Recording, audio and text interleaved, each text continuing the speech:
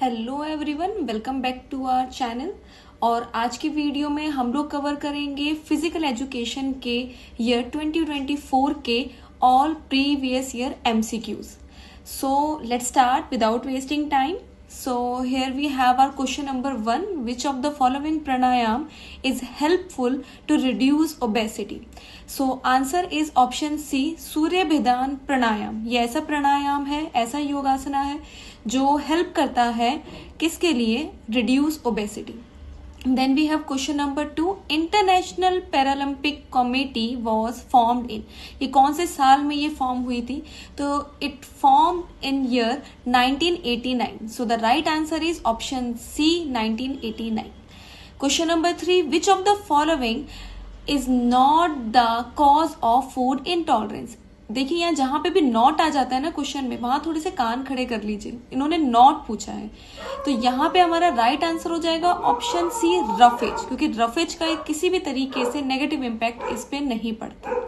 Then we have question number 4 जो है assertion and reason पे बेस्ड। देखिए असर्शन क्या है हमारा यहाँ पे, the basal metabolic rate, in short we call BMR, is the number of calories needed to maintain body function at residing condition. And इसकी रीजनिंग इन्होंने दी है, a person who does not engage in any work still requires energy for the functioning of their internal organs. देखिए यहाँ पे जो ये reason है ये करेक्ट एक्सप्लेनेशन है हमारे असर्शन की। तो here option A will be correct, क्योंकि यहाँ पे दोनों स्टेटमेंट करेक्ट है और जो रीजन है that is completely right for the given assertion. Great. Now we have our next question, question number 5.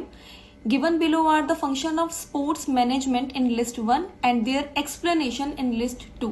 So list 1 में हमारे पास यहाँ पे हमारे sports management है और उनके जो functions हैं वो हमारे पास list 2 में है। So इसका right answer जो है हमारा वो होगा option number C.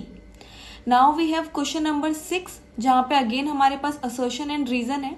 देखिए यहाँ पे जो असर्शन है वो है, in a normal standing posture both knees touch each other while there is a gap of 3 to 4 inches between the ankles. Okay, और रीजन है यहाँ पे, it is due to the genuvalgium and it can develop due to an injury or infection in the knee or the leg. Rickets, severe lack of vitamin D and calcium, obesity और arthritis in the knee. देखिए यहाँ इन्होंने reason में basically वो disease, वो reason बताए हैं specific जिनकी वजह से ये पर्टिकुलर कंडीशन कोई भी सफर कर सकता है। So here option A is correct, क्योंकि यहाँ रीजन जो है हमारा वो बिल्कुल सही है गिवन असर्शन के लिए।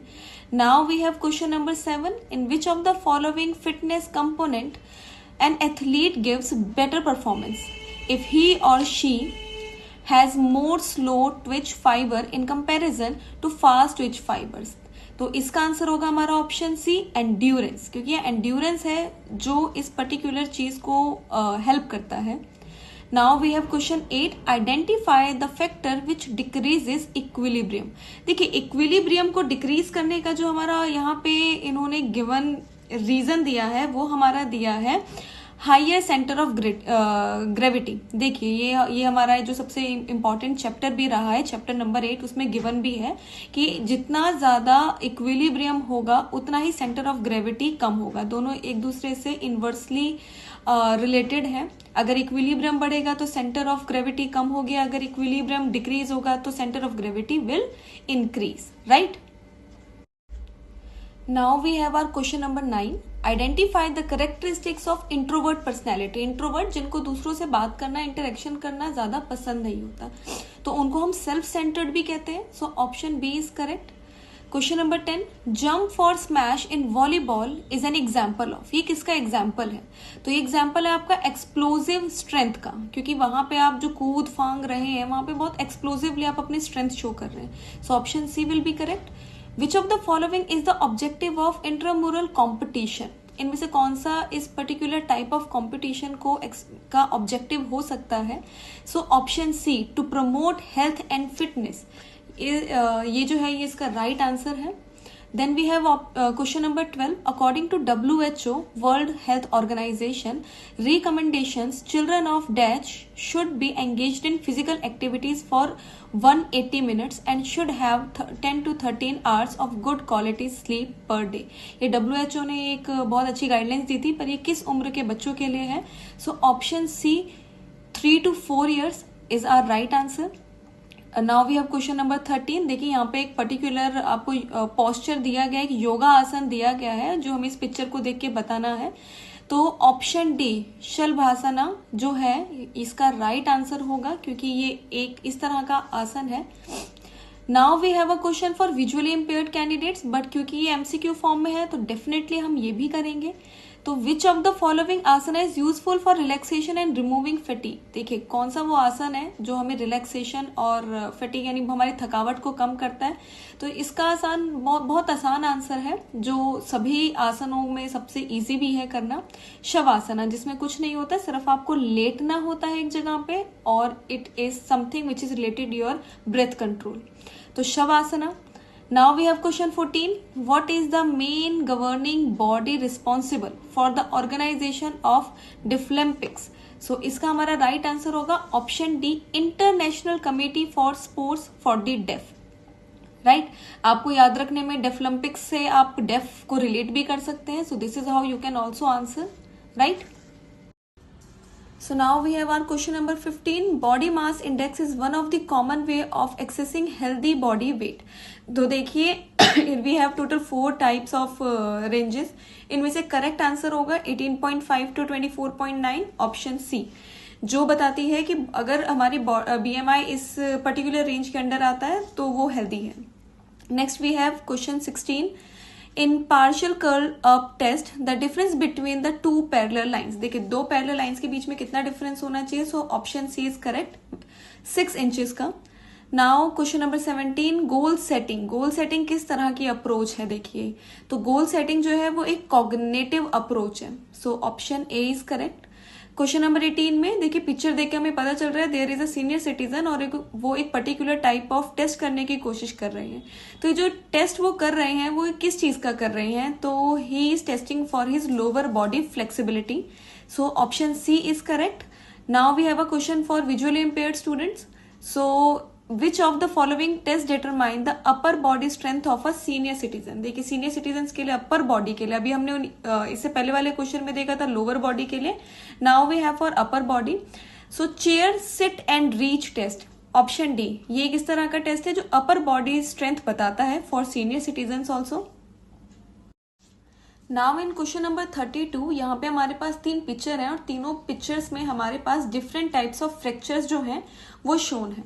सो first question is which type of fracture you see in image 1. Image 1 में हमें किस तरीके का फ्रैक्चर दिखाई दे रहा है? तो ये ट्रांसवर्स फ्रैक्चर है.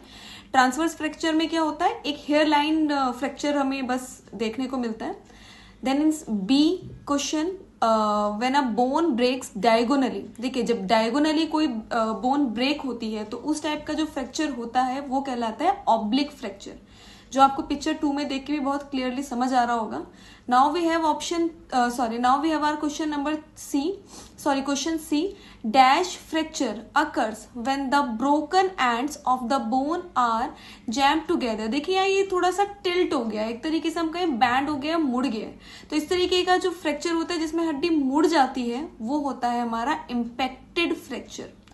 अब है हमारे पास D. In which type of fracture bone is broken, splintered और crushed into number of pieces. जहां पे इस तरीके का बहुत मेजर फ्रैक्चर हो कि बोन बोन जो है वो बहुत सारे मल्टीपल पार्ट्स में टूट जाए, बहुत ज्यादा उसके टुकड़े हो जाए, क्रश हो जाए.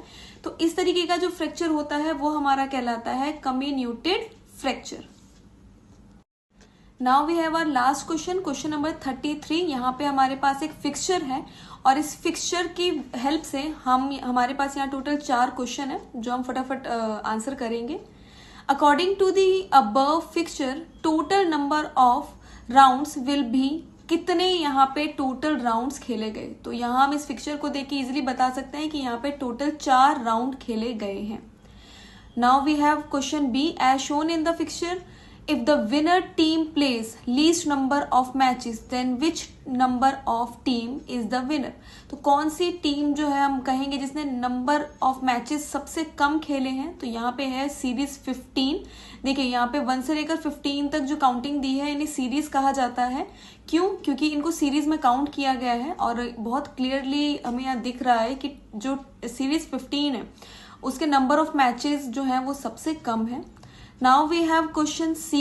What is the formula for calculating the number of matches in a knockout tournament? Knockout tournament में number of matches निकालने का formula क्या होता है? So it is very simple. It is simply n-1. n-1 यहाँ पे number of matches बताता है, जहाँ पे n जो है वो हमारा number of matches है, right?